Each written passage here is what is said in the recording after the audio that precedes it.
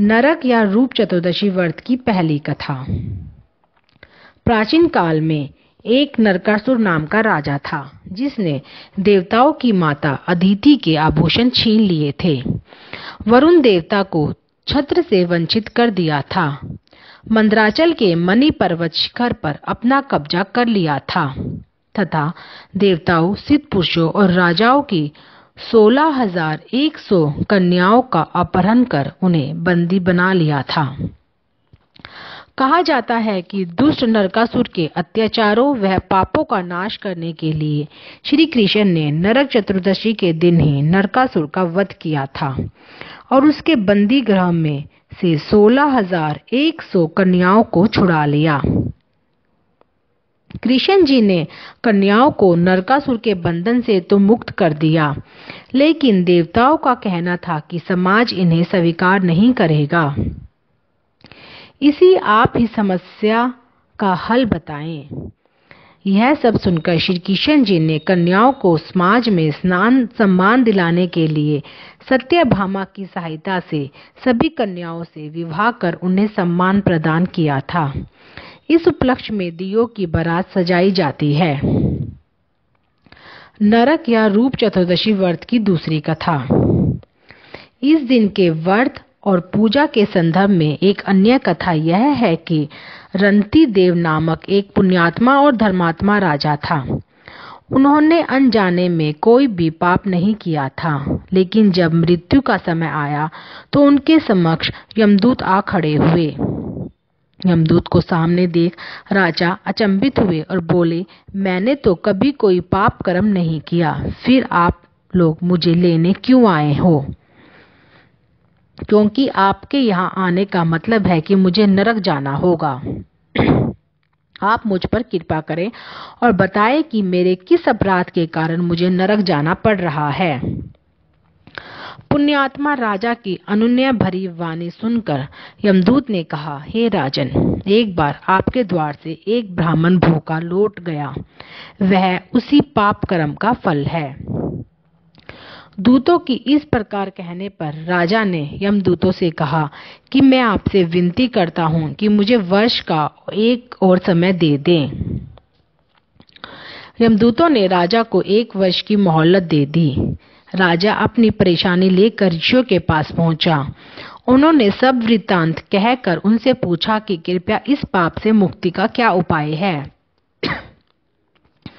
ऋषि बोले, हे राजन, आप कार्तिक मास की कृष्ण पक्ष की चतुर्दशी का व्रत करें और ब्राह्मणों को भोजन करवाकर उनसे उनके प्रति हुए अपने अपराधों के लिए क्षमा याचना करें। राजा ने वैसा ही किया जैसा ऋषियों ने उन्हें बताया। इस प्रकार राजा पाप मुक्त हुए और उन्हें विष्णु लोक में स्थान प्राप्त हुआ। उस दिन से पाप और नरक से मुक्ति हेतु भूलोक में कार्तिक चतुर्दशी के दिन का व्रत प्रचलित है। इस दिन सूर्योदय से पूर्व उठकर तेल लगाकर और पानी में चिरचिरी के पत्ते डालकर उससे स्नान करने का बड़ा महात्म्य है। रूप या नरक चतुर्दशी व्रत की तीसरी कथा। रूप चतुर्दशी की कथा के अनुसार एक समय भारतवर्ष में हिरण्यगर्भ नामक नगर में एक योगी राज रहते थे। उन्होंने अपने मन को एकाग्र करके भगवान में लीन होना चाहा, अतः उन्होंने समाधि लगा ली। समाधि लगाए कुछ ही दिन बीते थे कि उनके शरीर में कीड़े पड़ गए। बालों में भी छोटे छोटे कीड़े लग गए। आंखों की रो और भों पर जुएं जम गई। ऐसी दशा के कारण योगी राज बहुत दुखी रहने लगे। इतने में ही वहां नारद जी घूमते हुए वीणा और करताल बजाते हुए आ गए। तब योगी राज बोले, हे भगवान, मैं भगवान के चिंतन में लीन होना चाहता था, परंतु मेरी यह दशा क्यों गई? तब नारद जी बोले, हे योगी राज, तुम चिंतन करना जानते हो, परंतु देह आचार का पालन नहीं जानते हो, इसलिए तुम्हारी यह दशा हुई है। तब योगी राज ने नारद जी से देह आचार के विषय में पूछा। इस पर नारद जी बोले, देह आचार से अब तुम्हें कोई लाभ नहीं है। पहले जो मैं तुम्हें बताता हूँ उसे करना, फिर देह आचार के बारे में बताऊंगा। थोड़ा रुककर नारद जी ने कहा, इस बार जब कार्तिक कृष्ण पक्ष की चतुर्दशी आए तो तुम उस दिन व्रत रखकर भगवान जी की पूजा ध्यान से करना। ऐसा करने से तुम्हारा शरीर पहले जैसा ही स्वस्थ और रूपवान हो जाएगा। योगी राज ने ऐसा ही किया और उनका शरीर पहले जैसा हो गया। उसी दिन से इसको रूप चतुर्दशी भी कहते हैं। हे भगवान, जैसा आपने योगीराज को रूप दिया वैसा ही सबको देना। नरक या रूप चतुर्दशी व्रत की चौथी कथा।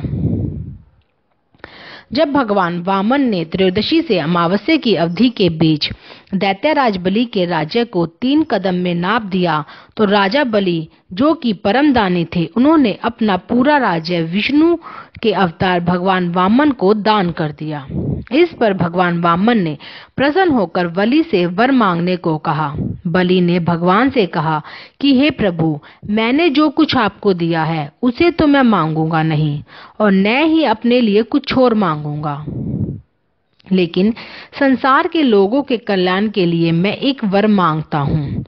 आपकी शक्ति है तो दे दीजिए। भगवान वामन ने कहा, क्या वर मांगना चाहते हो राजन? दैत्यराज बलि बोले, प्रभु, आपने कार्तिक कृष्ण त्रयोदशी से लेकर अमावस्या की अवधि में मेरी संपूर्ण पृथ्वी नाप ली। इन 3 दिनों में प्रतिवर्ष मेरा राज्य रहना चाहिए और इन 3 दिन की अवधि में जो व्यक्ति मेरे राज्य में दीपावली मनाने आए उसके घर में लक्ष्मी की स्थायी निवास हो। जो व्यक्ति चतुर्दशी के दिन नरक के लिए दीपों का दान करेगा उनके सभी पितर कभी नरक में ना रहें, उसे यम यातना नहीं होनी चाहिए। राजा बलि की प्रार्थना सुनकर भगवान वामन बोले, हे राजन, मेरा वरदान है कि जो चतुर्दशी के दिन नरक के स्वामी यमराज को दीप दान करेंगे उनके सभी पितर लोग कभी भी नरक में नहीं रहेंगे और जो व्यक्ति इन 3 दिनों में दीपावली का उत्सव मनाएंगे उन्हें छोड़कर मेरी प्रिय लक्ष्मी कहीं भी नहीं जाएगी। जो इन 3 दिनों में बलि के राज में दीपावली नहीं करेंगे उनके घर में दीपक कैसे जलेंगे? 3 दिन बलि के राज में जो मनुष्य उत्साह नहीं करेंगे उनके घर में सदा शोक रहे। भगवान वामन द्वारा बलि को दिए इस वरदान के बाद से ही नरक चतुर्दशी के व्रत, पूजन और दीपदान का प्रचलन आरंभ हुआ, जो आज तक चला आ रहा है। नरक चतुर्दशी की अन्य मान्यता। एक दिन हनुमान जी अर्चना भी की जाती है। एक मान्यता है कि इस दिन कार्तिक मास कृष्ण पक्ष की 14 के दिन हनुमान जी ने माता अंजना के गर्भ से जन्म लिया था। इस प्रकार इस दिन दुखों एवं कष्टों से मुक्ति पाने के लिए हनुमान जी की भक्ति की जाती है, जिसमें कई लोग हनुमान चालीसा, हनुमान अष्टक जैसे पाठ करते हैं। कहते हैं कि आज के दिन हनुमान जयंती होती है। यह उल्लेख वाल्मीकि रामायण में मिलता है। इस प्रकार देश में 2 बार हनुमान जयंती का अवसर मनाया जाता है, एक बार चैत की पूर्णिमा और दूसरी बार कार्तिक मास कृष्ण पक्ष की 14 के दिन।